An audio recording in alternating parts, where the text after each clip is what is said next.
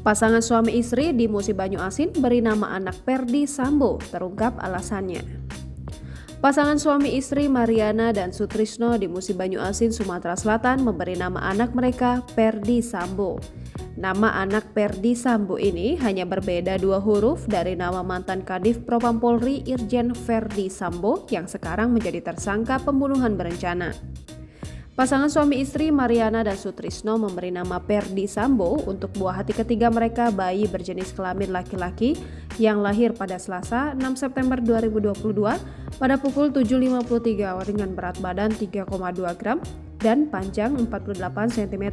Nama anak Perdi Sambo yang diberikan Pak Sutri, warga Dusun 1 Setiajaya, Kecamatan Cirakjaya, Kabupaten Musi Banyu Asin ini langsung dicatat di surat keterangan kelahiran yang dikeluarkan rumah sakit tersebut.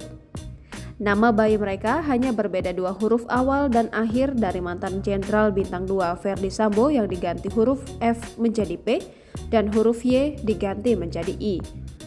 Tentu saja nama tersebut sontak menjadi viral di kalangan warga Musi Banyu Asin dikarenakan kasus Verdi Sambo sendiri masih bergulir hingga saat ini.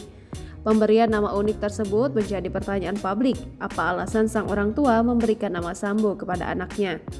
Saat dikonfirmasi, Mariana mengaku motivasi mereka memberi nama Perdi Sambo karena merasa senang sebab sang pemilik nama yang sama dengan anaknya itu adalah seorang Jenderal Bintang 2. Ia mengaku pemberian nama tersebut sudah disetujui oleh keluarganya walaupun nama Verdi Sambo sendiri sudah memberikan citra buruk bagi institusi Polri.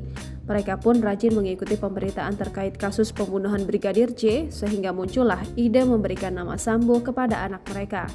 Sementara Subkoordinator Hukum dan Humas RSUD Sekayu, Dwi Marsilviah membenarkan jika telah lahir pada Selasa 7 September 2022, seorang anak laki-laki dan oleh kedua orang tuanya diberi nama Perdi Sambo. Jangan lupa subscribe, share, komen, dan like ya!